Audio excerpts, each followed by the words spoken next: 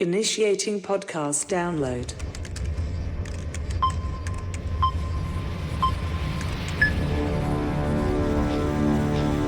Prepare yourself.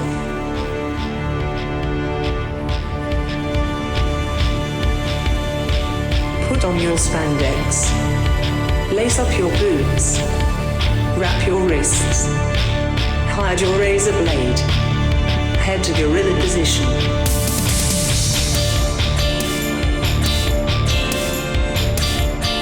Grease up your hair. Apply baby oil. Okay, apply more baby oil. Get into gimmick. Keep your ears open and your mouth shut. Have fun and be safe out there, brother. Welcome to Iron on Wrestling.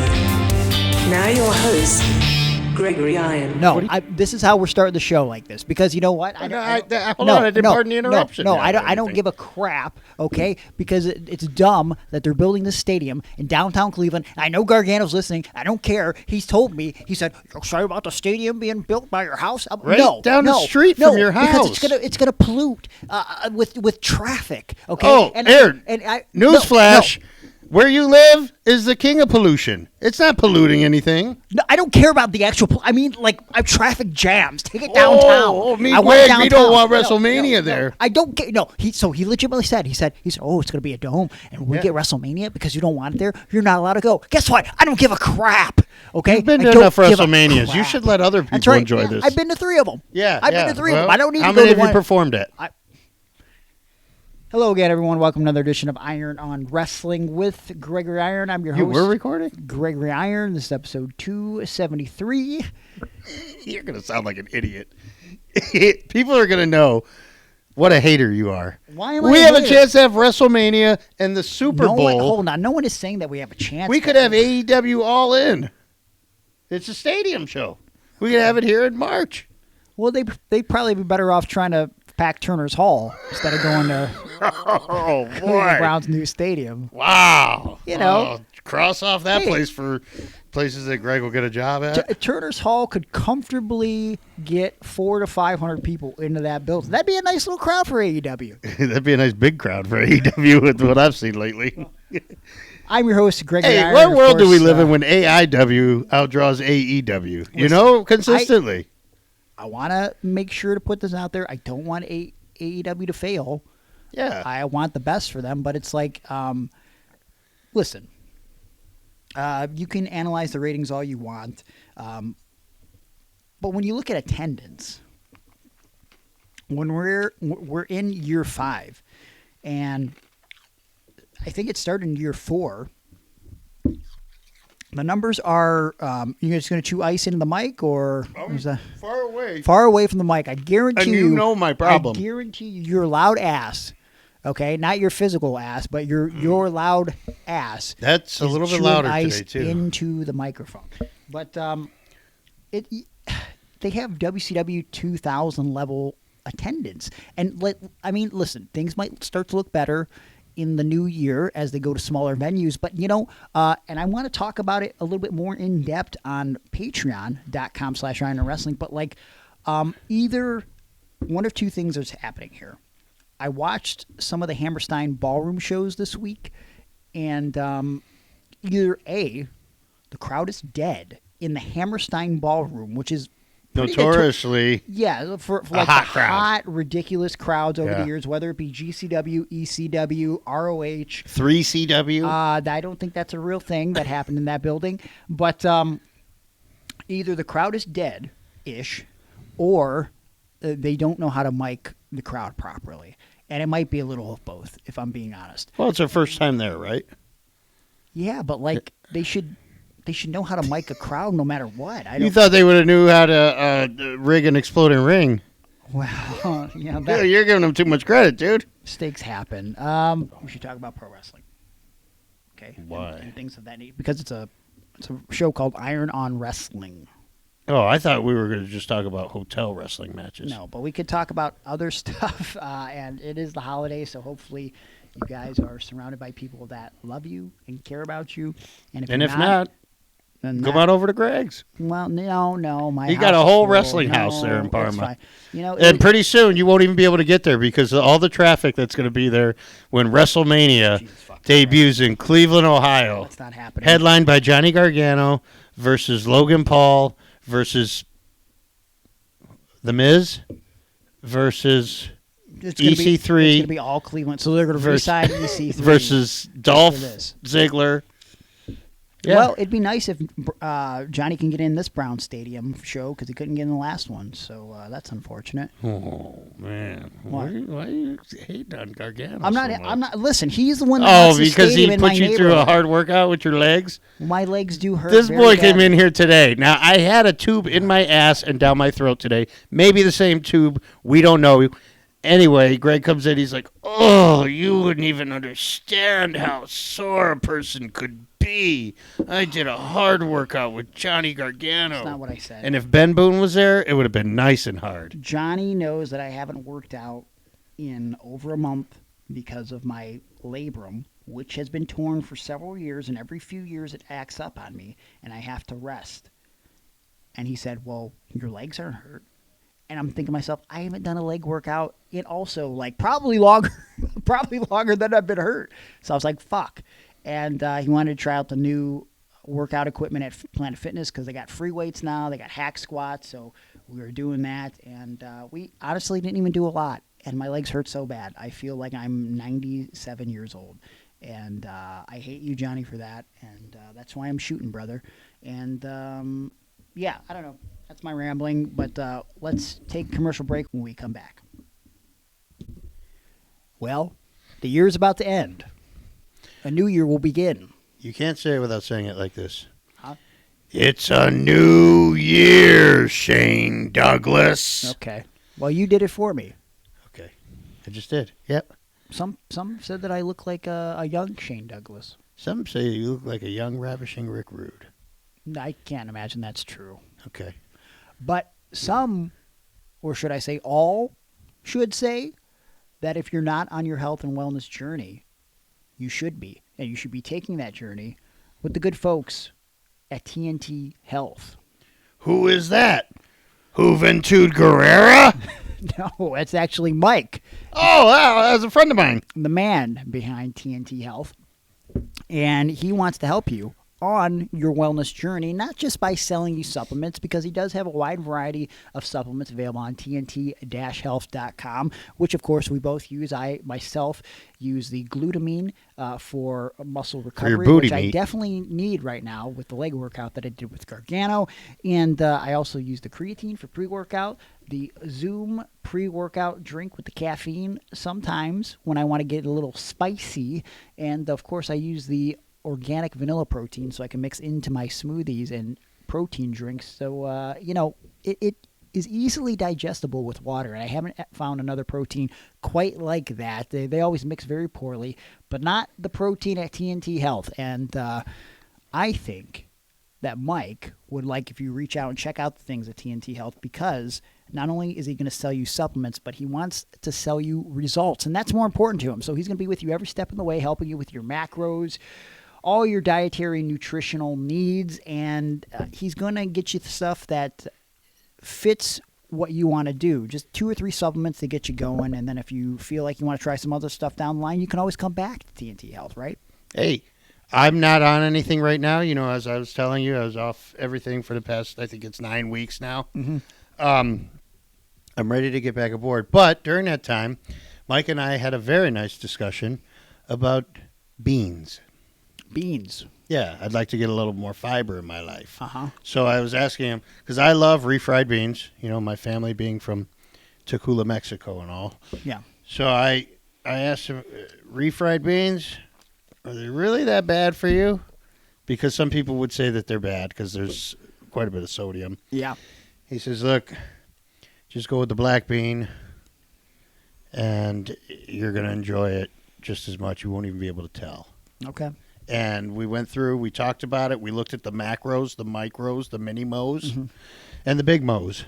And, well, he was right. And so I am a fan of the black bean. Okay. Oh, I just want to flick that bean sometimes. All right. Calm down. And you can check out all the stuff over at tnt-health.com, completely free. But if you want to buy something and you want to save some money, honey, you're going to use our promo code IRONON, IRONON. That's IRONON. Save 10% on everything you buy. So what are you waiting for? Check out tnt-health.com. Do it before the new year to get your 2025 started out right, because at TNT Health, it's about your health today, not tomorrow. Aaron, we were talking about beans there for a second. How do you feel about corn? Not a fan of the band nor the vegetable. Really? Because it does nothing for you. It just comes right out, then you don't even process it. I heard a rumor that you were in fact a fan of corn, and I have started to get a T-shirt design made from Juan Ortiz and Of the Dead Designs, because I told Juan Aaron's favorite vegetable is corn, and so I need him on a cloud with a fishing pole eating corn, but specifically the way he likes it, the long way. And so Juan Ortiz and Of the Dead Designs is trying to do their best to bring that to life for me. And he said, wait, why does he eat it the long way? And I said, don't ask questions, Juan. Just give me the results. I know you've created merch for some of the most prolific figures in all professional wrestling in the past 20 years. And then all of a sudden he said, yeah, but you know what? The one person that I haven't created merch for that also eats corn the long way is Goldberg. So perhaps I could do this for Aaron. And I said, hey, listen, buddy, I know it's the holiday season. It's a little hectic. But if you could do this, you would make a Christmas miracle. Now, you might be mistaken because you saw my search history, and I have been Googling Cornhub. That's my favorite website. Okay. Well, you should be Googling Juan Ortiz and Of the Dead Designs, because that's a stupid idea. What's that? Clouds, fishing poles. Oh, yeah. But the corn the long way, that's a fine idea. I like it. That makes sense? I like it. Show me how you would do that on that microphone. Okay, stop. That's I did not think. You don't have a gag reflex? Not anymore. Of the Dead Designs is also very affordable when it comes to making logos for your small or big business, just any type of artwork for yourself, a friend, a family member, a loved one. If you want some sort of crazy, weird, artistic decorations in your house, Juan can bring those to life for you. So with the holidays passing us, in the new year, get you some fresh artwork from Juan Ortiz and Of the Dead Designs. All you got to do is reach out to him, mention Iron on Wrestling, and you'll save $20 on your first design. So go to his Instagram right now, give him a follow, and send him a message at Of the Dead Designs. Go to his Facebook, facebook.com/Of the Dead Designs, or go to his website, ofthedead.weebly.com, because Of the Dead Designs is bringing artwork to life. Fool you, corny. And we are back. And I remember now. What's that? I got batteries. Are we leaving that in? Before, the story you just told? No, Patreon. And before... You people, if you're not subscribed to Patreon, you're going to want to. Greg just told a great story. I want to talk about that hidden gem that's become not so hidden over the past month or so. The WWE Vault YouTube channel, and how cool that has become for wrestling fans. Because people are quite scared over the last few weeks as we find out that a lot of the stuff, if you are an international WWE user, WWE Network's shutting down. So a lot of the pay-per-views are going to be gone. And supposedly, as things transition to Netflix, upon launch on January 6th, something like only 40 pay-per-views are going to be available to watch. We don't know if all the Raws from 93 until present day are going to be able to watch, but there are going to be some Raws over on Netflix. So there's been a lot of talk on the internet about the importance of physical media and holding on to those things. And I'm fortunate that I'm such a hoarder that I still have all of my wrestling media intact as far as DVDs and stuff goes, because I've made jokes over the last 10 years. Well, if the network goes down, I got it covered and I got all this and blah, blah, blah. A lot of people can't say that. And I think it's very unfortunate for the people that got used to watching whatever they watch, pulling up any pay-per-view at random, even like, especially like, I can imagine WWE pay-per-views are going to get priority. But all that ECW stuff, all that WCW stuff, some of the territory stuff that people like watching, you may not be able to easily access that on the network or Netflix or whatever the case is. And, apparently, based on what has been being said, the value of those things as far as watch time goes, pretty insignificant. Not a lot of people are watching Smoky Mountain Wrestling episode 4 from 1993 over on the network or over on Peacock, and so there wasn't a lot of value to uploading that stuff, which leads me to talk about the Vault, because I don't know what you're thinking, but perhaps the Vault slowly rolling out of this unseen content, this rarely seen content, perhaps maybe this WWE Vault channel is a way for them to utilize some of the stuff that might never make it back onto a streaming site. How do you feel about the loss of these complete seasons of shows gone from these streaming sites, physical media, and the strategy of moving this stuff potentially to WWE Vault? Well, I kind of feel this way. How long has the WWE Network been around? It launched 10 in years? 2014. 12 years? 10 years? Okay. 10 years, yeah. So if you haven't watched it by now, chances are you're probably not going to watch it. Yeah. But I understand also, like, sometimes, are you text messaging some hoes? No, I'm not. Oh. Sorry. Continue. Yeah, I think just every once in a while, I will get a hankering to watch an old Smoky Mountain. But it's nothing I go out of my way to, sit down and invest several hours into watching. So I think the Vault's a great idea. I hope nothing ever fully goes away. When the WWE Network first became a thing, universally it was said that it would never make any money. Yeah. And would not stand the test of time because nothing like that had ever lasted or stood the test of time and became profitable. Sure. So for WWE to have become the first and of its kind to do all this, I think a lot of the old Smoky Mountains, ECWs, USWA, whatever was on there, AWA, all that kind of stuff did help. Because that was an attractive part. I told you, the very first thing I ever watched on the WWE Network, I asked my son, out of anything that's ever happened in wrestling, what do you want to watch?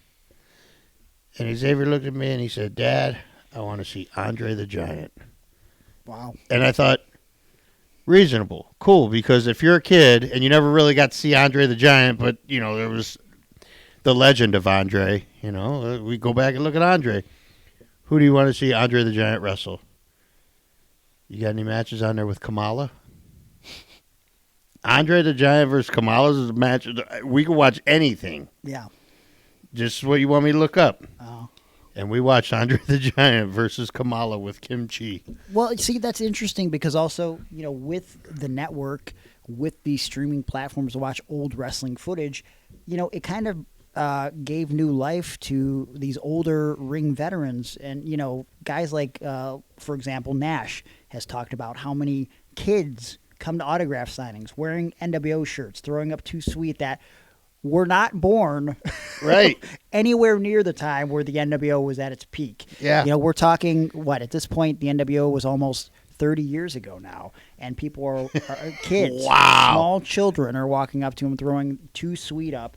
And it's great for guys at conventions and stuff like that because, again... I think Kevin Nash would be recognized more for, being in Magic Mike or something like that than his run in the NWO because that was so long ago. Well, you might think that, but this network has changed things. Well, here's the thing. Perhaps maybe this YouTube thing could be a better business strategy for WWE long term because here's how I look at it. They've been uploading a lot of interesting stuff to the WWE Vault. I don't know if you've seen what they've uploaded just in the last few days, but one of the things that got the internet talking that was uploaded 3 days ago as a record, 5 days if you're listening on Christmas. I don't know if you saw this. Unseen title match. This is from January of 2003 from a show in Japan Triple H defending the World Heavyweight Championship against Tajiri. Yeah. Okay, now currently as I'm looking at this, this video is 31 minutes long. It's got 145,000 views. Now, imagine if you only put this on Peacock. Yeah. And you hyped, we got a unseen Tajiri versus Triple H match. Do you think that would have led to 145,000 subscribers? No. Not even in the slightest. But look, if you want to bring Tajiri back for like a nostalgia thing now, yeah, now's the perfect time. But here's what I'm saying. Like from a monetization point of view, perhaps maybe it is smarter long term for WWE to be uploading this stuff, because a Tajiri Triple H match that might have gotten very little play on a paid streaming service has now probably garnered the WWE, based on my mathematics from analytics that I've seen from other YouTubers and stuff, I would say probably, at least a couple grand. Yeah. You know what I mean? So, and also, I watched it. It's a very house show match, but it's also a very, me and Gargano were talking about it. It's very much Triple H in his peak Ric Flair, Harley Race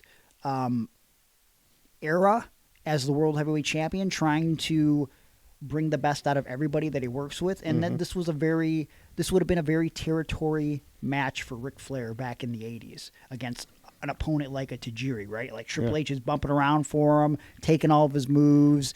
Making him look like $1 million.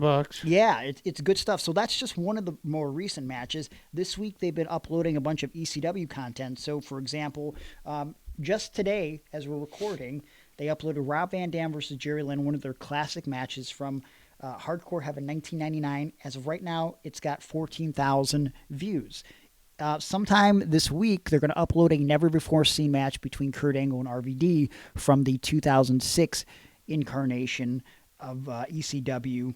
Who knows what else they're going to put up? Just as far as like some of the playlists here, they've been uploading some full episodes of the Broken Skull sessions with Stone Cold, but also documentaries. Like, for example, the Kevin Owens Fight documentary, which I believe came out sometime in 2019.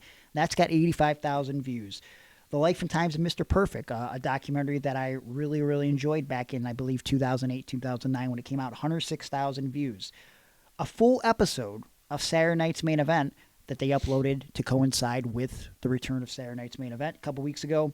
I don't know which episode this is exactly, but it's got 430,000 views. So that's, again, probably a couple grand for the YouTube. I just saw there was a match that came up in my feed today. It's mixed tag action, Dusty Rhodes and Sapphire versus Randy Savage and Sensational Sherry. Not a match I would ever seek out in the WWE Network. Yeah.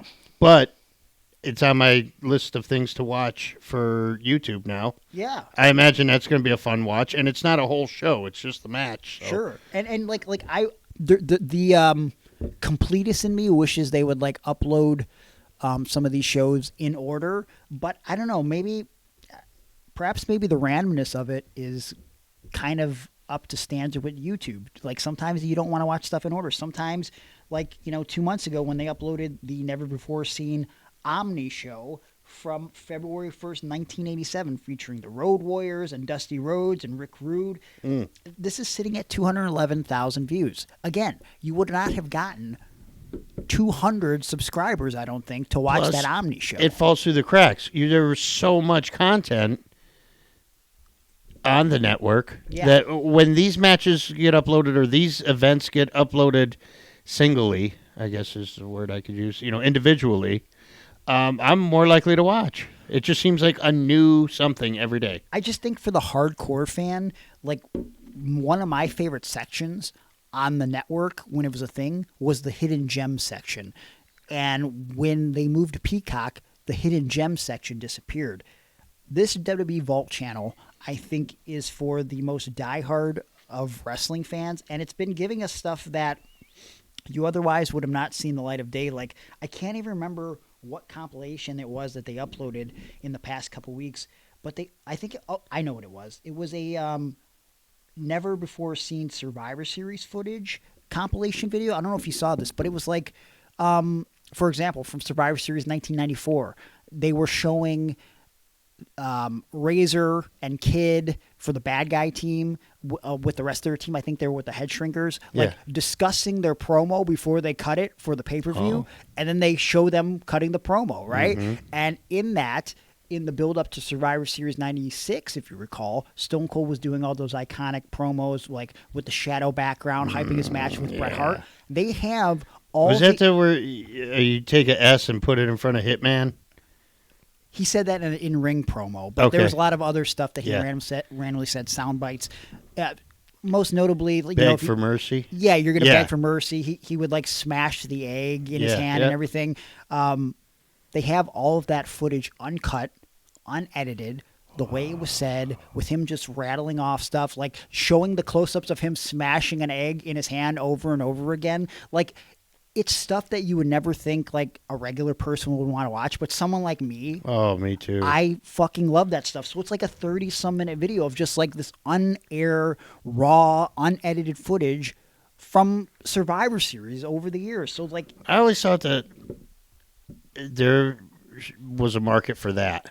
There is. But even like with PWO, when we did that, I just wish that there were, some of the outtakes. Yeah.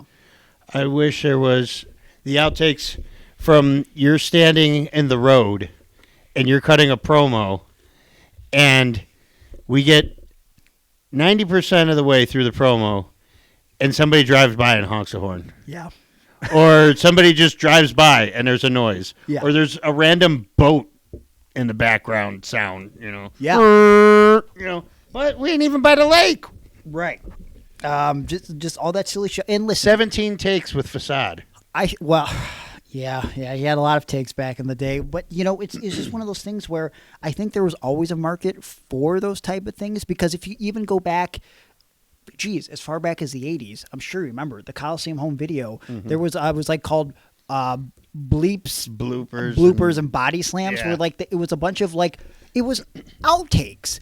How popular is some of the flubs that made it to air? Particularly, again, we're talking 80s, Mean Gene, SummerSlam, the sign falls down because they accidentally air the wrong promo, and he says, fuck it. Like, I've always sought out that the Mean Gene stuff where he breaks character, or if it never made it to air, all the dumb stuff that he was saying. They uploaded some stuff with Bobby Heenan and Gorilla Monsoon recently that was just uncut, them getting ready before they did their stuff for prime time. Like, I think there was always a market for that, but there was a fear that even when kayfabe was dead, that we're breaking too much kayfabe here. But now I think they realize, like, listen, this is a thing we do. Dude, there's been footage out for years that they've been slowly unloading clips, bits and pieces from. In particular, I'm going to reference it here. They did a Macho Man compilation, 3 hours of just random Macho Man stuff. In the compilation, one of the things that they show is him rehearsing his entrance at WrestleMania 9 with the festive virgins and all that. Oh, yeah. There's a whole behind what were they? The festive virgins, I think they were called. Huh. Maybe they didn't call them something virgins, okay? But whatever the case is, why are you laughing at me right now? I know that's not the right word. I just don't know what it is. Yeah. But you're all holiday on me right now. Yeah, it's that time of the year. Very festive, right? And I got to look it up. I think it's like... There's all this behind-the-scene footage from WrestleMania 9, one of the worst WrestleManias of all time, but I think it's one of the earliest in-depth behind-the-scenes looks at a WrestleMania, and that in itself is intriguing. Vestal. See, I was close. Okay. I was close. But if they were with Macho Man Randy Savage, they had to be festive, right? Yeah. In this 3-hour Macho Man compilation, they show some random clips of him working out when he was in Memphis back in the day. They show and they're some of it's only like a minute long. They show random clips of him playing, like he was doing a race with Jim Cornette at some go-kart place in like 93. Mm-hmm. There's a match that never made air. I think it's the only singles match between Macho Man and The Undertaker from 1991 that was at a Superstars or a Wrestling Challenge taping. No commentary. That's in this compilation. It's crazy that it took so long to get this out to the public. They show him for that dumb song that he made for the WrestleMania album. Yeah. Mars, Jupiter, planet, Saturn, Uranus, like whatever the fuck he's saying in the song. They show him like saying random stuff, them zooming in and out of his face, just like the uncensored footage. It's so intriguing to watch, and as a fan, it's everything that I've always dreamt to see. There's like, the only match that Amazing Red ever had in WWE, which was a dark match with CM Punk, like stuff like that. Like it's a crazy, crazy show. Yeah, I don't think this was on the vault, but that Tito Santana Undertaker match from Mexico? Not from Mexico. It's from, hold on, because I've seen it before. Or Spain? Spain, Yeah, yes. okay. Yes, I've seen it before because it's available overseas. Yeah. But they just uploaded it for the first time on the WWE Vault. And Yeah. what's interesting, did you watch it? Yes. Tito Santana was my beats The favorite Undertaker. wrestler. He Yeah. beats The Undertaker in that in 1991. I know. Like, it's crazy, crazy stuff. But they probably figured these people in this country are the only ones who are going to see this because we're not, this isn't a pay-per-view. Yeah. And so, we can beat The Undertaker here. No one will ever know this happened. Yeah, and Santana's the Matador, right? Yeah. So, Yeah. Well, I think it might have been right before El Matador. yeah. But it's good stuff, and I think this is a good business strategy for WWE because, listen, everybody can watch YouTube for free, but not everybody's paying for YouTube like I am, so I don't have to deal with the ads. So I am. I pay for that. So that ad revenue is going to Yep. be coming in like gangbusters for WWE, and I'm just pumped to see what stuff's coming out next. The thing that got me hip to it was I think we were watching in the lead up to Survivor Series, they uploaded like a 35-minute compilation of Survivor Series promos Yeah. where just everybody seemed more high on coke than the last promo before that. Like, it was They got wild. progressively cokier. Someone started watching these Survivor Series promos, and they're like, we got to make like 30 minutes of this because it's too wild. It's too drug-induced not to put it up on YouTube. Because you go, man, everybody here is on coke. They're red. Their veins are popped out. They're spitting and shitting everywhere. And then all of a sudden, the Bushwhackers and Roddy Piper and Jimmy Snuka come out. Yeah. And I think they're eating a turkey or something. Yeah. It's disgusting. Yeah, like they've been putting up like great stuff, like the story of the Legend Killer, Randy Orton. So it's just 3 hours of him when he was the Legend Killer, and like from the beginning of that all the way up until like 2004 or something like that. They just put up Austin and ECW, which is 35 minutes, and that sounds about right. It's probably a few promos, a couple of matches, and that's it. Well, that's all he did, right? Yeah. He wasn't there long. No, it was like It was a layover. month and a Yeah. half. But it's good stuff, and I think this is a great business strategy for WWE. I just love that he worked Mikey Whipwreck. Of everybody that was in ECW, Yeah, he works Mikey Whipwreck and the Sandman. yeah, Like the Sandman was a top star there. sure. Mikey was the underdog, but he's wearing a T-shirt and basketball shorts or something, and you would think like Austin, fresh off of WCW contract, would probably be like, "There's no way I'm wrestling this fucking kid in these basketball shorts and this I don't know, devil worshipping T-shirt." Yeah. Well, he did it. Put the kid over, too. Yeah. But, yeah, if you haven't checked out the Vault, definitely check it out and tell me what videos you're liking on the Vault, what videos we should check out from the Vault. What would you like to see WWE upload to the Vault? I'm curious to get your opinions. Now, we're going to answer your questions from social media, but also Patreon. And we're going to start with Patreon members first.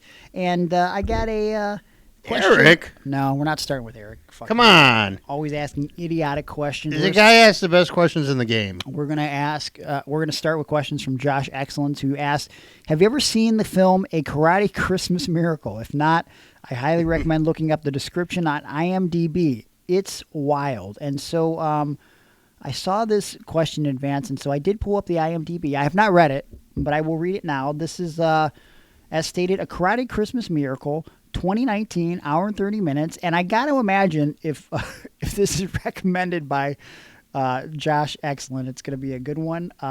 So let's read the IMDb. After his father disappeared during a mass shooting on Christmas Day the year before, wow. Precocious 10-year-old Jesse Genesis creates a 12 Days of Christmas list of tasks. He believes that if he completes them all, including becoming a taught karate black belt. His father will return on Christmas Day. Okay, well, before I finish this sounds like this kid has a lot of mental issues. Jesse's sophisticated workaholic mother, Abby, believes that her husband died in the shooting, but visions that Jesse reports to her give her a glimmer of hope. After Abby enlists the aid of an eccentric psychic-turned-law professor, a roller coaster thriller ensues and the trio unravels an unexpected mystery. And maybe, just maybe, we'll witness the delivery of a miracle that can only happen on Christmas. The tagline for this film is, it can only happen on Christmas, okay? Okay. I mean... How do you think this came to be? Like, okay, so you got a hat. Yep. Right? Yep. And you just put all kinds of different scenarios in a hat. Yeah. And you pick the first one out. Christmas movie. Okay, Yeah. Christmas next. Mass shooting. Okay, next thing. Lawyer. Yeah. Next thing, psychic. And then you throw all that shit together. Well, and you got to pull out karate, karate. too. Yeah, and like, what should we call it? Mass shooting Christmas? No. I don't think we should put mass shooting in the title. But maybe if we hide it with karate. Hey, I guess that gives a new meaning to Christmas Mass. Just reading the first review on IMDb, it says, worst movie ever. Yeah. I genuinely would have given the movie 0 stars if I could. The acting was horrid. The fight scenes were like kindergartners fighting over a toy. Very unbelievable. How could you spend $1.5 million and still end up with this trash? Absolutely would not recommend. And with that being said, I will be watching this movie with my brothers on Christmas, and I can't wait to report back next week with the results. I can't believe. I wonder if they actually spent $1.5 million on this film. That's wild to me. So thank you. That kind of reminds me. Do you remember a show in the 80s? I believe it was on ABC. It was called Sidekicks. I remember the movie Sidekicks with Chuck Norris. Okay, so I think it was based off of that. Oh. Disney film? It was. I think it was like Touchstone Pictures or something. It might have been Disney. Yeah, and I think that's one of the only Disney things I ever really liked. But there was a kid, I think he was adopted by a white police officer, and this boy was of Asian descent. Okay. And his name was Ernie. And he did karate. So his dad would end up, he'd be the first one on the scene for a drug deal gone wrong or a bank robbery or something like that. Okay. But with his gun and all his police training, could never get the job done until his 10-year-old son would come in and kick everybody's ass. Oh, that seems realistic. Yeah. Huh. But I just, one thing I really remember about it is that kid got in trouble. And, like he was captured by a gang of thieves and thugs or something. Yeah. He's tied up, and they had him call his dad to act like everything was okay. Okay. And the last thing he said to his dad on the phone, because he always called his dad Jake or whatever his dad's name was. Okay. And the last thing he said was, "I love you, Daddy." And he hung up the phone. And his dad knew because they never told each other they loved each other. Yeah. And he never called him Daddy. Dead giveaway. Yep. So he knew to somehow find that his kid was tied up by these mercenaries. Wow. And I thought that was the smartest thing, and I will do that if I ever get tied up by mercenaries. Okay. So if you ever call me and say, "I love you, Daddy," I'm going to... You're actually probably going to go, "Okay, yeah, bye." Yeah. Pretty normal. Kiss goodbye. Yeah. Oh, come on, kiss goodbye. Give me a kiss goodbye. Daddy. Eric over on Patreon asked, with Sam Goodies /FYE and Big Lots closing down, can you guys give us some of your favorite memories of these stores? I think the Safari Ball. So what? Oh, sorry. I thought he was going to ask a Pokemon question. Nope. I'm not reading any of his goddamn Pokemon questions. So there's a lot of stores other than Sam Goody and Big Lots closing down. I think some select Denny's are closing down. So some places where you eat the food. Trying to remember, my brother was telling me a bunch of random places that were closing. A lot of TGI Fridays, you say that? No, I said Denny's. Yeah, but I think TGI Fridays too. Oh, really? Yeah. Who goes to TGI Fridays? Nobody. That's why they're closing. That's the problem. Well, so okay. Fun fact: I used to manage an FYE, and the reason why I no longer manage an FYE is because it closed.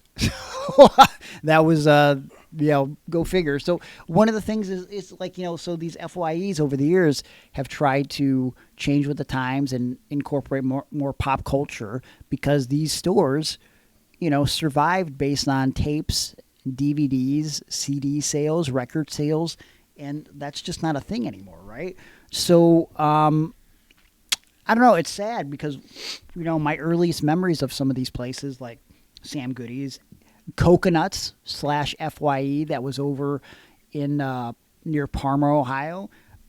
When I first started getting money from a job at 15 at Dairy Queen, one of the things that I used to do was I'd walk from my house about a half hour to Coconuts /FYE, and I would spend like 20, 30, 40 bucks on used CDs for my CD player, and sometimes buy wrestling DVDs.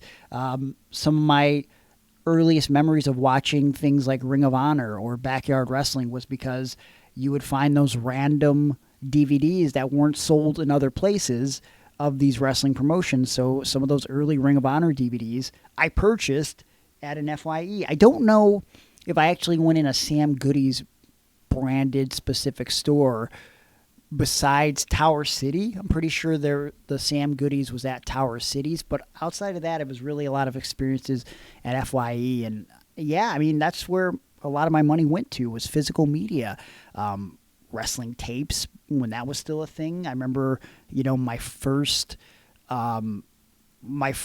holidays back with my dad, Christmas, particularly Easter. For some reason, I remember instead of giving us an Easter basket, he decided to take me and my brother to an FYE, and he would buy us each a couple tapes, and I bought WrestleMania 13, and at this point it was 1998, so it was a year after that event. I got WrestleMania 13, and I got like a best of WrestleMania tape, and I don't know, that was like very sentimental to me. So like those are some of my favorite memories of those. And of course, Big Lots. There was a Big Lots right next to the Kmart on West 65th where I grew up, and those were, I think Big Lots was like the first store that I started seeing the WWF bone-crunching figures, but they never had any of the good ones in stock. That's where you would get your Vince McMahons, your Jim Cornettes, your Jim Rosses. That's what would be left on the shelves in Big Lots. But and I remember that they also sold the WWF webcam there, where you would you could take photos of yourself, and it would be like you getting stunned by Stone Cold, and you upload it on your computer. So those are some of my favorite memories of those stores. What about you, old man Aaron? Coconuts. Yeah, FYE. And Sam Goody were my two. I don't think I ever stepped foot in an FYE. I think that was I was already past that point. Okay. I was already downloading off of Napster. Yes. But the first cassette tape I ever bought from Sam Goody was the single Mercy, Mercy Me /I Want You by Robert Palmer. Oh, wow. And let's see. The only CD that I purchased was Shabba Ranks. Do you like CDs? I love CDs. Would you like to see these nuts in your mouth? Not today. All right. My throat. It's yeah, you had too much shit in your throat today. Yeah. So, Shabba Ranks and Robert Palmer. You know what? Coconuts, I think, was where I'd buy all my Cleveland Indians tickets. I think it was a Ticketron or a Ticketmaster or something like that there. Okay. And that was a nice thing. Good memories of going there for that. The kids of today don't know that. Like, you had to go to like a store of some sort to find your Ticketmaster. Like, I think mine was always Giant Eagle. You had to go to the local Giant Eagle if you wanted to buy tickets for an event if you couldn't get to the actual box office. What about the Giant Eagle in Elyria? Yeah. You know what it's next to? What store? Target? No. Dick's.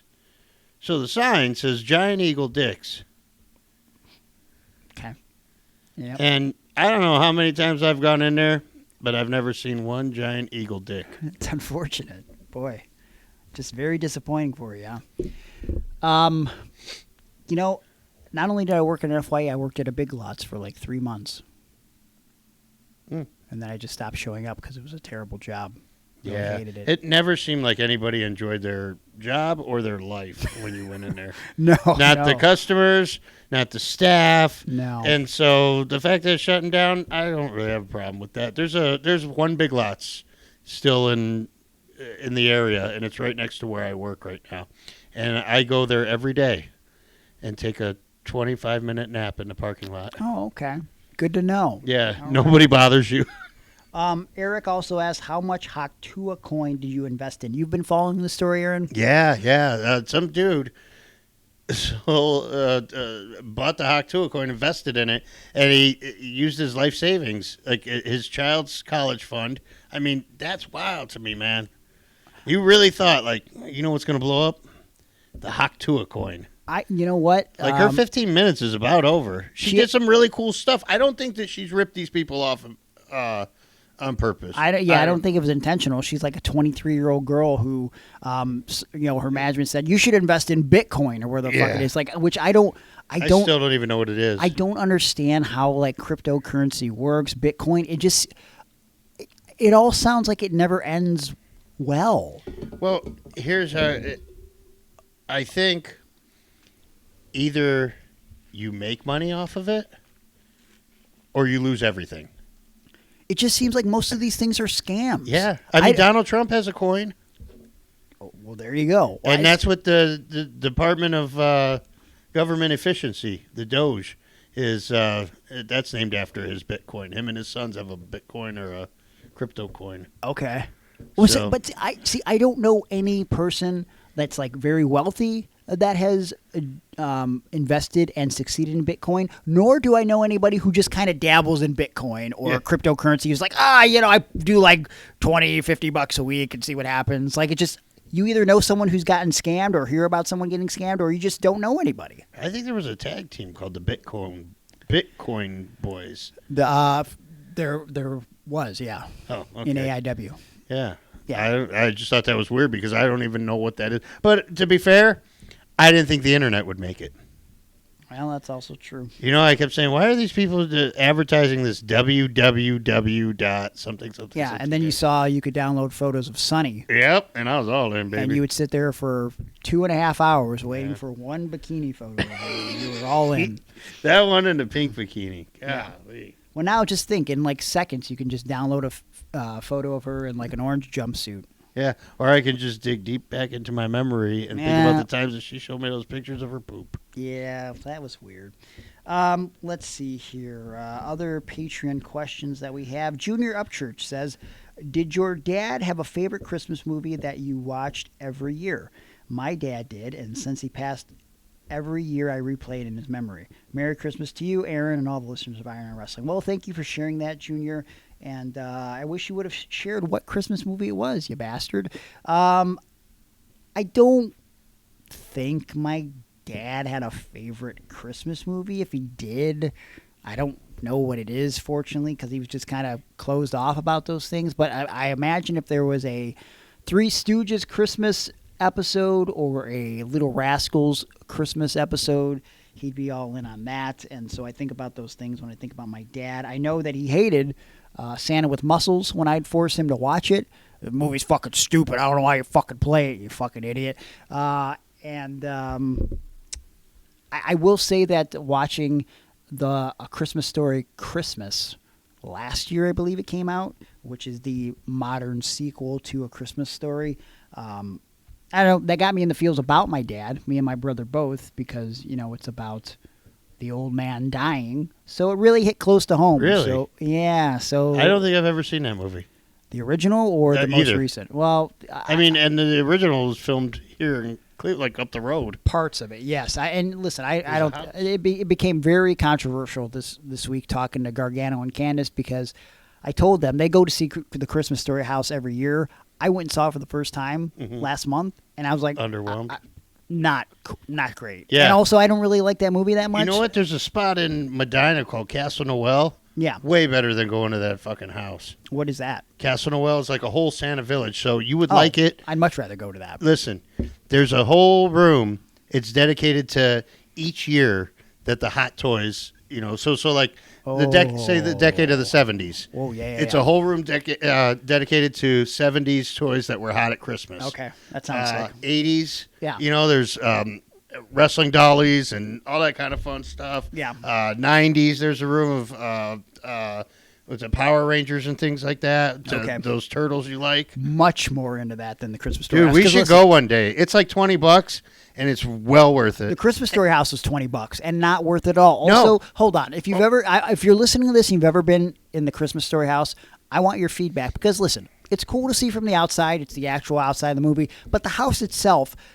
never looked like what it looked like in the movie. So this house was bought and gutted, and they tried to transform it into somewhat of what the house looked like. But guess what? It doesn't. It doesn't even remotely resemble Does the it house. got that lamp in there? Yeah, of course it has a fucking lamp in there. But like, here's the thing. Why is that so famous? It's because I don't know, because it's a unique looking lamp. Okay. It's a self-guided tour, which Candace and Johnny said they prefer that it's self-guided. Here's the thing.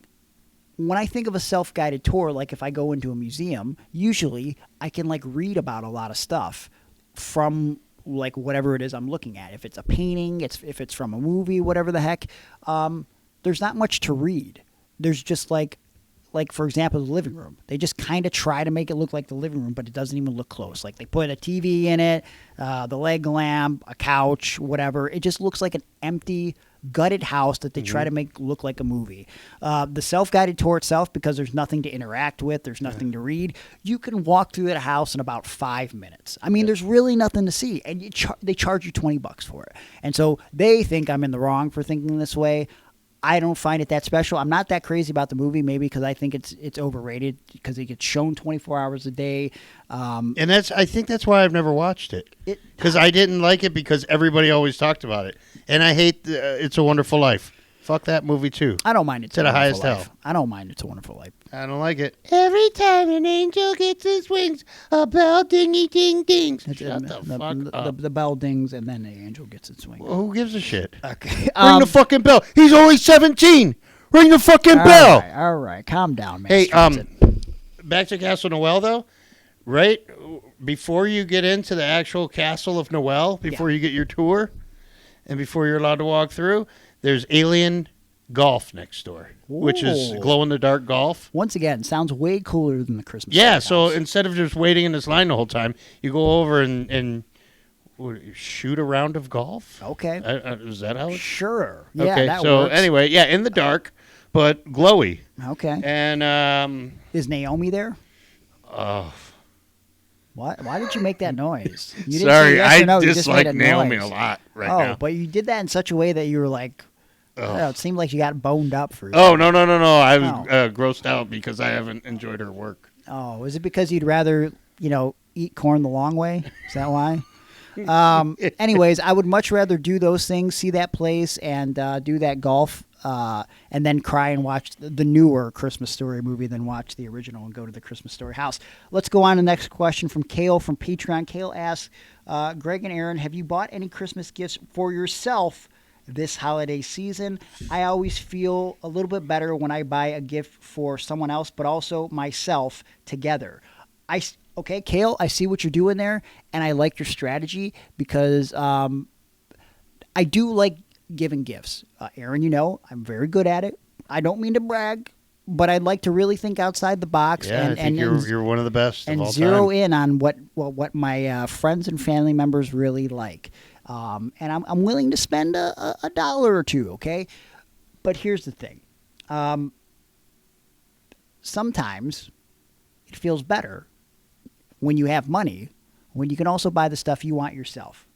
And so I probably bought way too many gifts for myself this year, and I was thinking about actually doing a Patreon exclusive video showing off some of these gifts. I mean, I've really gone down a rabbit hole of investing in the Bleacher Buddies, which are the newer version of the WWF Wrestling Buddies, from the early 90s. I've bought a lot more Ultimates, and I've been collecting the Ultimates now, the Ultimate WWE figures, since I think the end of 2022.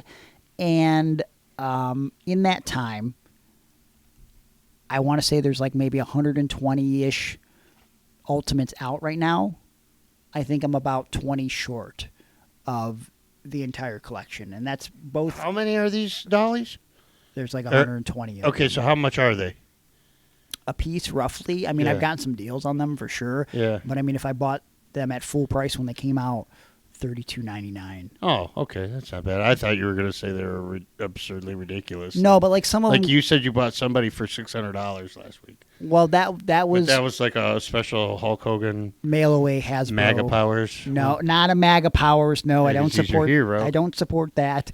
What I do support is completing my Hasbro collection, Dick. Okay, but as far as the Ultimates go, like some of them varied in prices. Some of them I've done trades for my wrestling memorabilia, just so I can get a hold of these Ultimates. And yeah, I'm about 20 away from a complete collection. And some of the more recent buys that I've really enjoyed from the Ultimates have been the Steiner Brothers that they came out, the release from 1993, very detailed.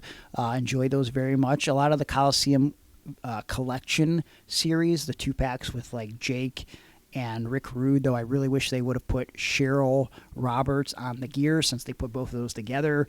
I enjoyed the George Steele Roddy Piper 2-pack that they came out with, though I think if they had the rights to Macho Man, it would have definitely been a Macho Man George Steele 2-pack. Some of the more recent figures, Kevin Owens, Sami Zayn, I really enjoyed those Ultimates from WrestleMania 39. I think one of the worst Ultimates they've come out with recently, with a pretty terrible head scan, I would say is the LA Knight figure. Very disappointed with that one, but it is what it is.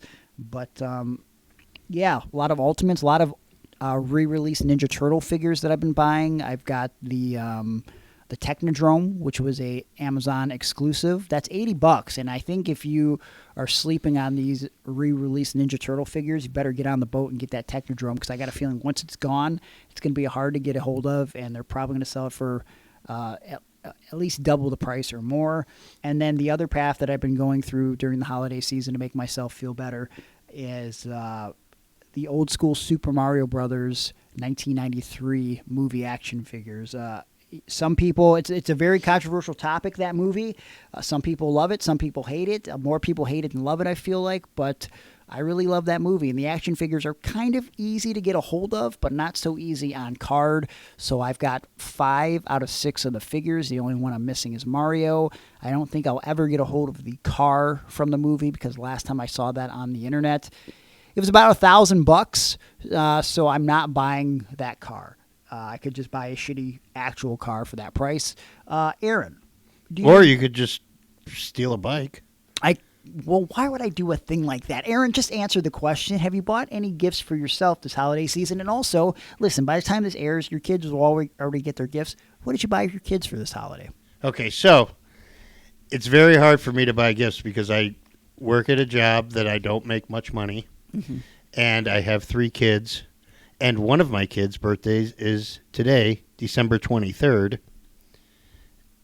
and Christmas is December 25th. And when I was married to his mom, her birthday is December 26th. So Christmas is, I never look forward to Christmas, dude. And it's always difficult because, like, I'd love to be able to get you something. Yeah. But one, I'm not a good gift getter like that, like you are. What did I get for you? Did you put it over last week?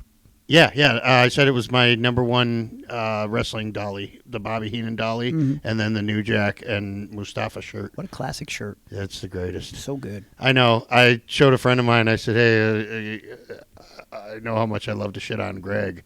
I said, but you have to understand the backstory of this T-shirt and that I had the original, and who knows what happened to it and all the moves and stuff like that. And it's one shirt I always said if I could go back, I would get this shirt again. And Greg kept that, way back in his little pea brain, and he remembered. And I'm sorry, I shouldn't have insulted you. Yeah. But anyway, I was thinking this. I proposed this.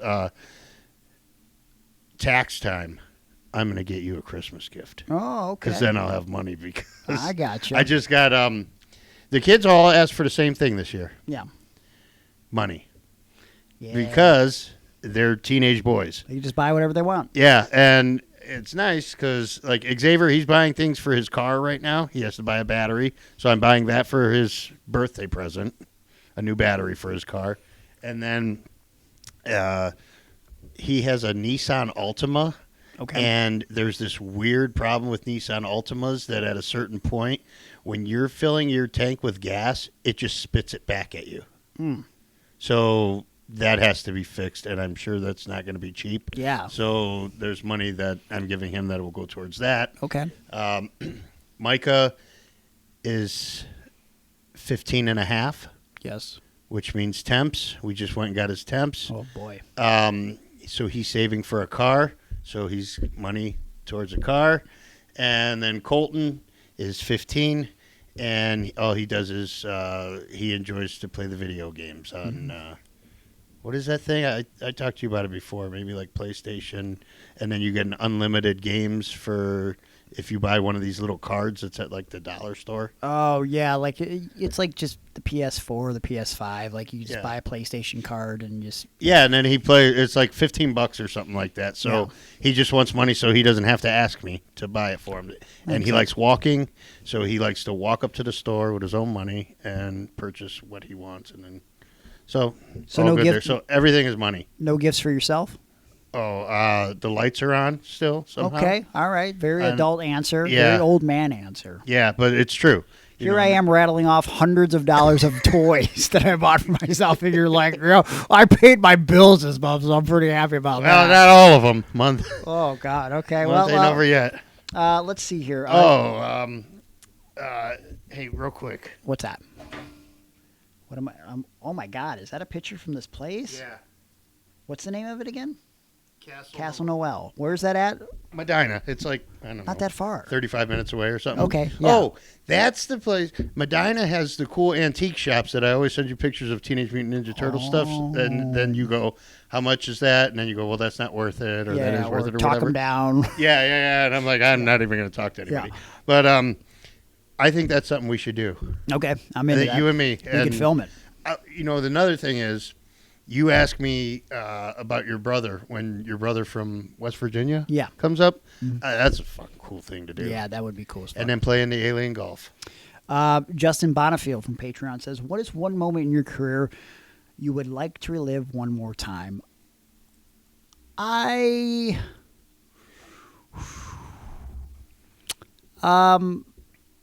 fortunate that I've had a lot of moments that I've really enjoyed. I think I don't know if that's the moment I would pick. I feel like that's an easy one. I wish that I could, not the moment itself, but I wish I could really. I wish I wasn't in such a dreamlike state to remember more of my conversation with him, because we talked for like a half hour, 45 minutes after. Who, Austin? Punk. Oh, you're still talking about Punk. Okay. Yeah. So like, that's not like.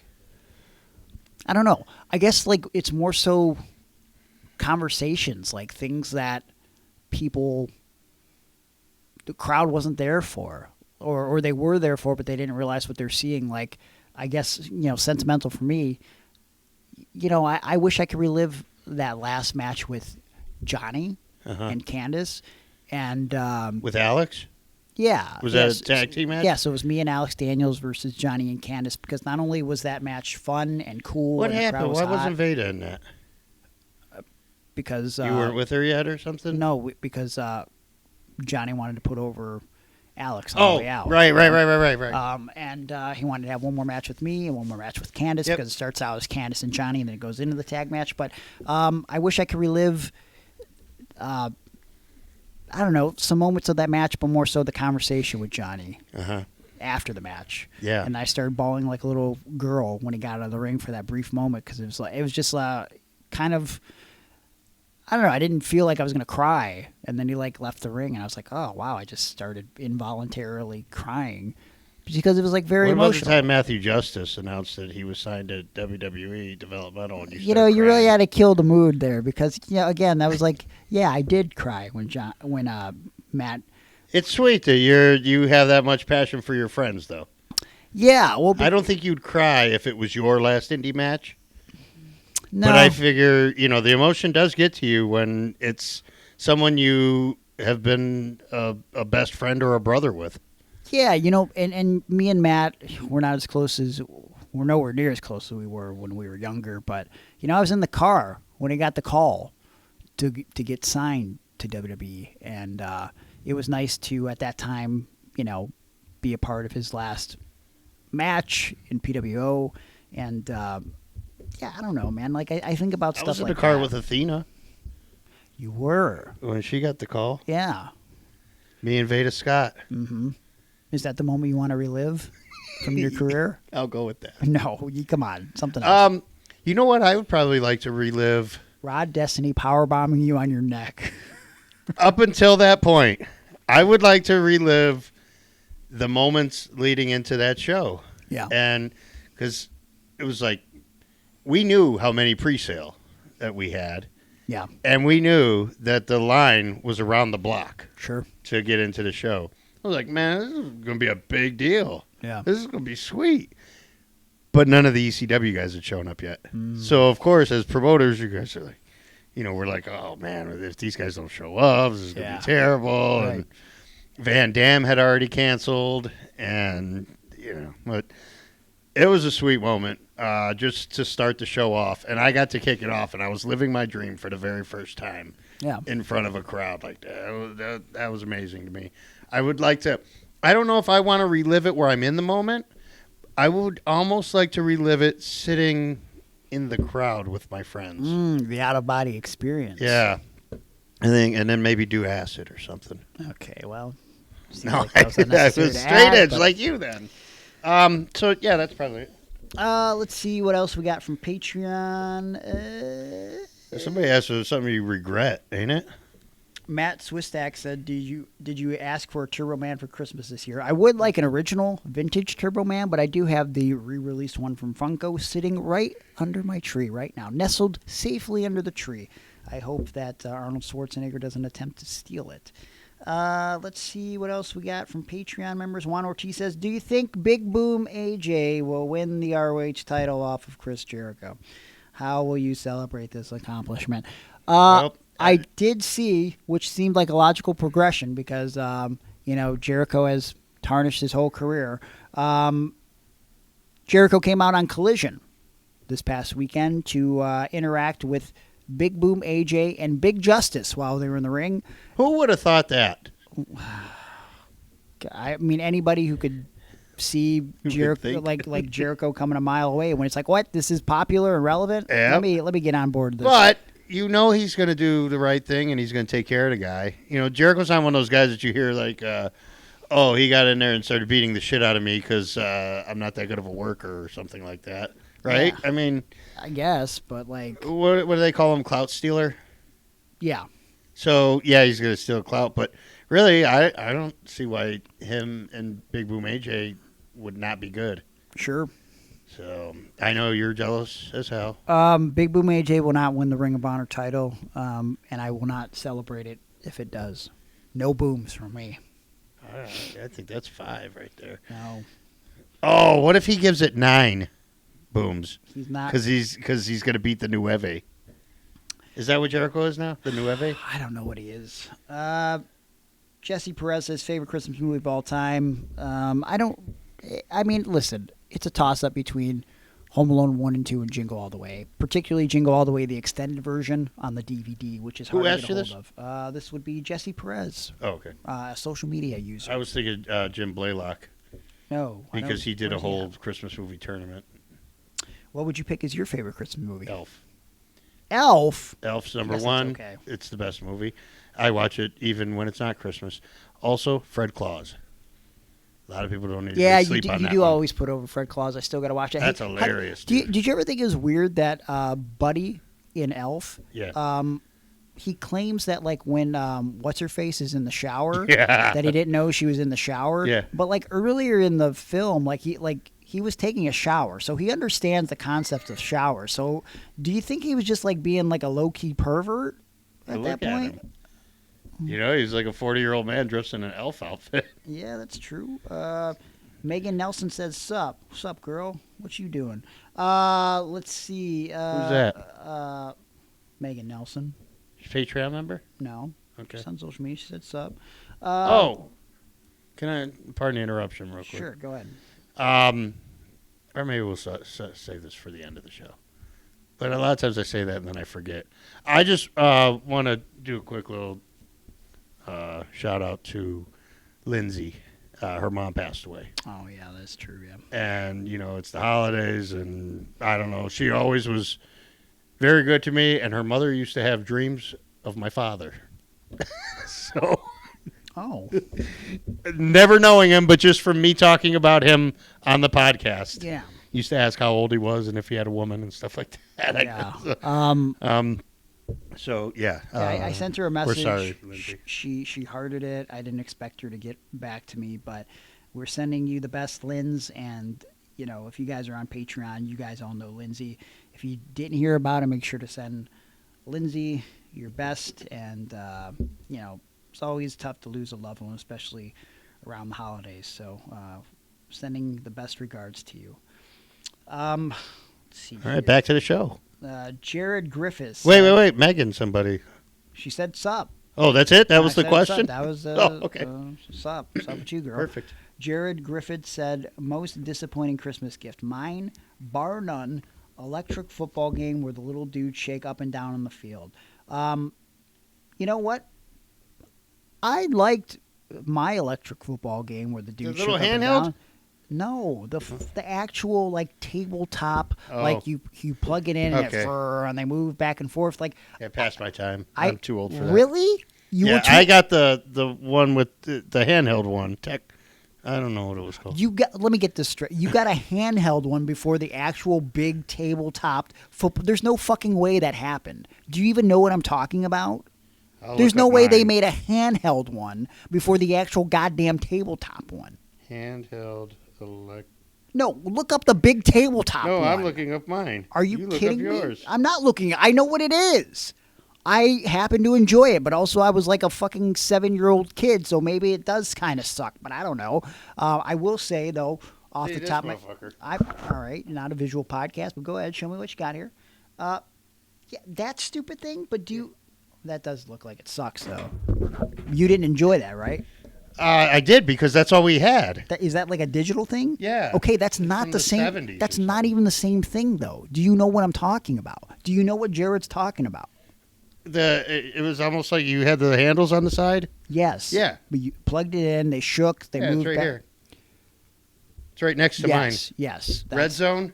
Maybe that's what. Something like that? I think they had different brands or whatever. Yeah, whatever. I would say my most disappointing gift was when, 3 years in a row, my aunt and uncle bought me chess and checkers, not realizing that they had already done that 3 years prior. I mean, the first year, it already sucked.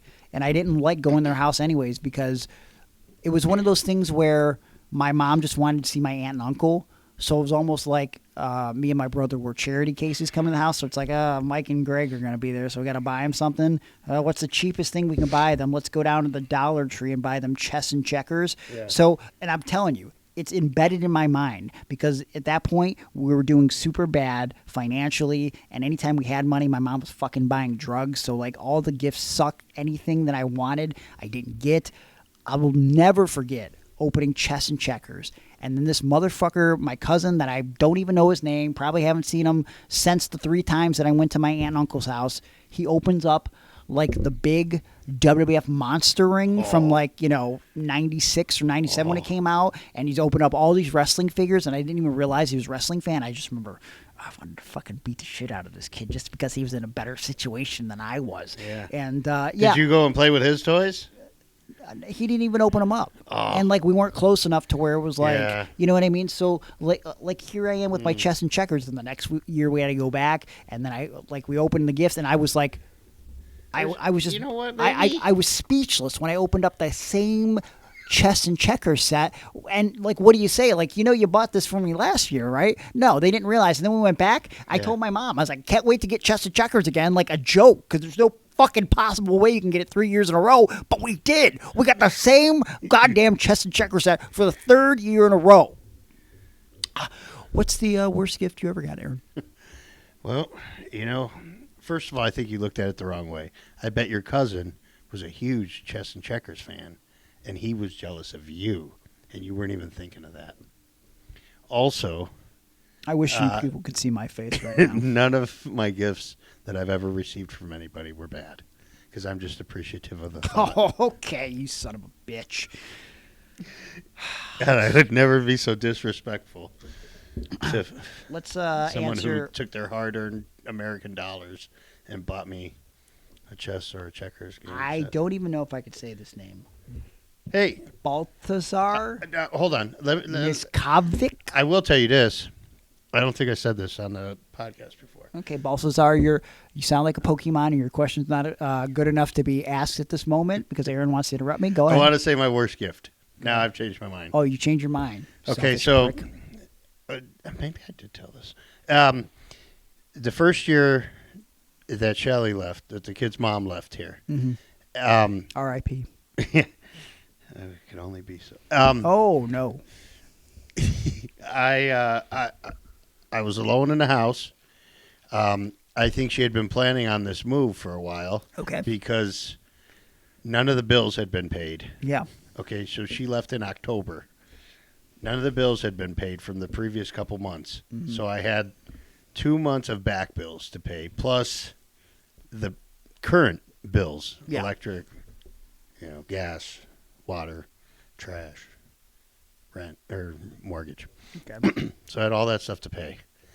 And it was Christmas, and I couldn't get the kids anything. And somebody at work said to me, "Are you looking forward to Christmas this year?" And I said, "No." And they said, "Why?" And I said, "Well, my wife left me, and she used all the money that we were going to have for bills, and I think she took it and had a nest egg with it. Yeah. So she was set when she left. And I finally got access to the debit card, and I saw that she had been making purchases on my debit card, my credit card. So I was in a bad way financially. So I said, you know what I'd like? I'd like to be able to keep the lights on this year for Christmas. I can't really think about anything else. This woman said, "Oh, no."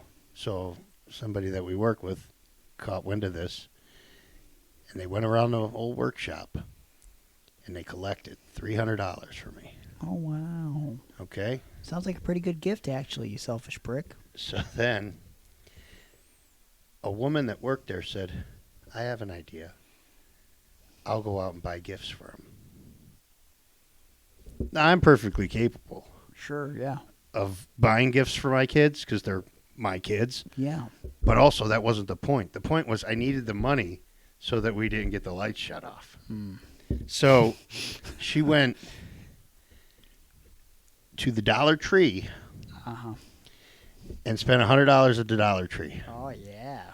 She took the other money, or she claimed she did, and she went to the Santa Secret Shop at the center for the developmentally disabled kids. Oh, boy. These are all items that had been donated, some by me. Okay. Chess and checkers. Yeah. Coloring books. My boys were teenagers. You know, she's Never too old to color. coloring books, sidewalk chalk. Oh, never too old to draw on the sidewalk. And Girls love that when you're a teenager. Like, then "Look they at that boy drawing the presented me sidewalk." these gifts at work Yeah. in front of everybody. Ladies and gentlemen, Aaron is very, very poor this year. He can't afford gifts for his own children. Yes. And so we've went out of our way to do something Give good him sidewalk chalk. because we know that you didn't really do a good deed unless you proclaimed it in front of a bunch of people. So we'd like to bring up the person that came up with this idea of both collecting the money and then buying all the stuff from the developmentally disabled portion of our center for Aaron's children who are, the to our donations. knowledge, not developmentally disabled. And for the rest of that season, leading up into Christmas break, Yeah. I had people that I had never even met at that workshop that worked like in upper management and office jobs come up to me, "Here, My husband, he doesn't really wear this coat anymore. And we thought maybe you could wear it since you don't have a coat. I had a coat. But the story had then gotten around that I didn't even have clothes. They saw you not wearing a coat at that moment, so like, he must not have one. I'm inside a building. Bro, I can't even believe you don't remember this. Canned goods from the Salvation Army. You talk about corn, canned corn. Yeah, Green you're like, this isn't the kind of corn I like. I want a whole cob. Let me show you how to eat it. Okay. Well, that's very sad. So that was the worst of all time. And plus, it was very embarrassing in the first place. In the second place, then to do it in front of everybody. Yeah. And then the director of our workshop, Gary, comes up to me and he goes, "Hey, heard you're on some hard times right now." Mm-hmm. And my daughter, she went to college, and her boyfriend goes to college, and he left some of his old sweatshirts behind. Oh. I thought maybe you could wear them. Yeah. You thought he was going to offer up his college-age daughter to you, and then here he offers the sweaters, and you're like, oh, man. I thought maybe like Christmas bonus or something. Oh, okay. One more question to end the show here, and then we're going to do a bonus for Patreon subscribers. From Balthasar Nizkovic. I cannot say it. I'm sorry, I incredibly butchered your Named name. after one of the main heels in Superman 3. More than Ed Leslie butchered a friendship leading up to Starrcade 1994, his question, did you ever want to ever... I added ever twice. Did you want to ever quit during a match because either the ref was just terrible or your opponent just horribly not on the same page? Yes. The times that come to mind would be the match where I injured my crotch, the opponents that I had, and this was at Pro Wrestling Syndicates, the opponents I had which were named the Urban Legends were their name. Not only were they terrible, but the thing that actually finally set me off the edge was the ref not seeing the blind tag that I made to Zach Gowen, to where when I made the pinfall for the false finish, being the legal man, he said, "You're not legal," and that's when I snapped. Coincidentally, also at Pro Wrestling Syndicate, no offense to these two as guys, because I loved interacting with them, but Zach and I had a match with the new Heavenly Bodies at Pro Wrestling Syndicate, and it was supposed to be like a 90-second match. And these guys didn't even really want to call it because it was only 90 seconds. So we had like a hot 90 seconds planned. What we wanted to do, the business that we needed to get done. So they talked to us maybe one time while we were in the back. And they kept acting like they have the match. And when we did longer matches, they had a hard time remembering what we were doing. And so I was kind of annoyed. I remember telling Zach, I got a feeling that this isn't going to be great. And so before we go out to the ring, we had not to discuss the match in hours. I see these guys by the curtain. They gave us the handshake. Hey, see you out there? They're about 20 feet ahead of us, and I hear the one go to the other guys, "What the fuck are we doing again?" And I look at Zach. I'm like, they're gonna fuck up this 90-second match. And so immediately we go out there. They start fucking it up. And I swear to you, as it's happening, Zach is in the ring. I'm on the apron. And I legitimately thought about, because it was going so bad, just walking to the back. And the only reason why I didn't was because I would have been abandoning Zach. If it would have been a singles match, I think I might have left the ring. Because I just remember in that moment, I'm like, there's nothing I could do. The only thing I could do is just walk away to really show, like, listen, this is so terrible. I so much do not want to be a part of this that I need to fucking physically walk away. What about you? I'm sure you've been in a situation like that where you're like, you know what? This is just not salvageable. I need to walk away from this. Probably a lot of matches that were like that. Yeah. That maybe I was managing in or something like that. I don't know. I don't don't know if it ever made me want to like quit. You know what made me want to quit was when I was marathon reffing. So I'd ref every match so that we could save $50. Yeah. And I remember Sabu and Tracy, I was going to have to ref them. And Sabu had just stabbed Hank with a with a railroad tie or something, gigged him. Yep, didn't tell him he was going to do it. Hank was the ring announcer. He was bleeding, and like, what the hell is going on here? Yep. And I thought, this may not be the business for me. Mm-hmm. And then when I saw New Jack walk in, and I thought, man, that guy's going to murder me. And it turns out he just wanted to murder other people. Yeah. Not me. Hey, listen, I'll say it. I've said it before, and I'll say it again. Every time I walked in the locker room in New Jersey and I saw New Jack, every time I would see him for the first time, for whatever reason, it would always be in the bathroom. And I would always think when I saw him stand at the urinal with his back to me, I'd think, if I just had a knife right now and I just started stabbing him, Yeah. I could do so many people so many favors. Yeah. But I would just walk, 5 urinals away, and I'd say, "What's up, Jack?" And I wouldn't look at him. He'd be like, "What's up, kid?" And that would be it. And I never stabbed. So you didn't do cocaine with him? No, I never did cocaine, nor did I ever try to stab New Jack, because I thought to myself, if I do this, I got to make it good, because if he lives, I'm a dead man. Yeah, I was going to say, he would live. You know he would live. Yeah. And you would then be dead. Yeah, but well, I think that's a great way to end the show. Me talking about how I constantly thought about murdering New Jack, but didn't. So, hey, great episode of the pod, and as you're listening to this, it's probably Christmas. And hey, I went back to visit our friend Jacqueline from Musical Chair Shots. Yeah, how'd that go? It was great. I took several of the guys from the Center for the Developmentally Disabled, and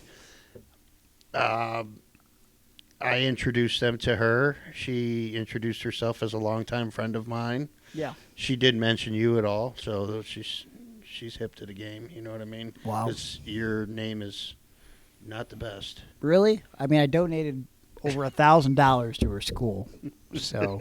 No, but I introduced one of our consumers, one of the clients, and I said, this is so-and-so, this is so-and-so, this is so. I said, this here's Gabe, and he's nonverbal, so, and she looks and she goes, Gabe, here, maybe he's just never had a microphone in front of his face before. Mm-hmm. And she starts singing, I've got sunshine. And he goes, on a cloudy day. Okay. I have video of it. I should give it to you, and we'll put it up on Patreon. But this man said his first words. I've been working at that center for several years now. That's very dramatic. Did anybody say anything about like a cornfield or Cornfield? cornfield eating corn the long way in the cornfield, Malachi? Did I play that last week? I don't think you played it. Oh, okay. You might have, but I got to share the video on Patreon. I have to, because people were asking about it on the live chat last week, and I said, Aaron just sent me a video of that guy. And it was everything that I remembered. And, again, I still say he looks kind of like the dude that just passed away that played the Candyman.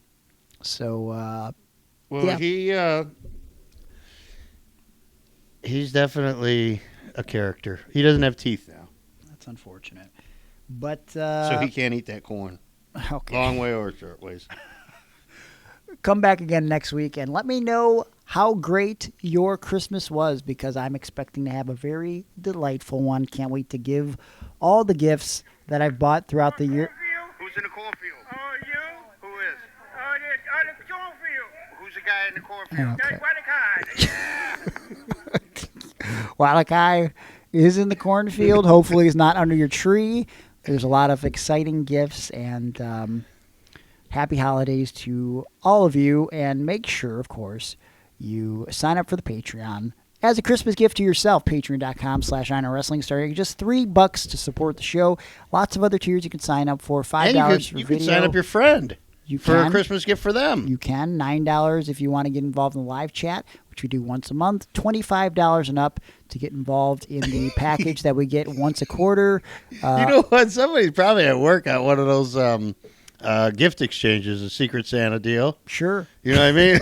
You just give them a subscription to the Patreon, Iron On Wrestling Podcast. Why not? And follow us on social media at Iron Wrestling. Subscribe to the podcast wherever you download it. Subscribe to our YouTube. Follow me on social media. You can find me on X at Gregory Iron, Gregory_Iron on Instagram, Facebook.com/The Handicapped Hero. You can DM me for pro wrestling motivational speaking and pro wrestling seminars. And, of course, you can also find me on ProWrestlingTees.com/Gregory Iron to buy my shirts, mostly out-of-print shirts, but there is a brand-new inspirational deathmatch wrestler shirt. Aaron shirts are available. Iron on Wrestling shirts are available. Cameo, if you'd like a shout-out or stink face. And I think that's all I've got to plug. Aaron, what would you like to plug? At Fair to Air on the Blue Sky. That's it? Yeah, that's all I care about right now. Well, I'll miss you. Everyone has a holly jolly Christmas, and check us out over on Patreon if you want to get the extended version of this episode, and of course a bonus version of this episode where we bury everything. That's what we do over on Patreon. It's just a real burial there. Yeah, I recorded a Christmas message for Adrian, Johnny's mom, from Hardcore Holly. Oh boy. And in this message, he says, I'd like to wish you a happy Christmas. And I got 3 words for you. Eat my shorts. Okay. Seems very rude. But, hey, it would be rude if we didn't end this by getting under the mistletoe. Oh, hold on. Let me take my sock off. Oh, man. Kiss goodbye, I guess. Hey, tell me if my breath smells like shit.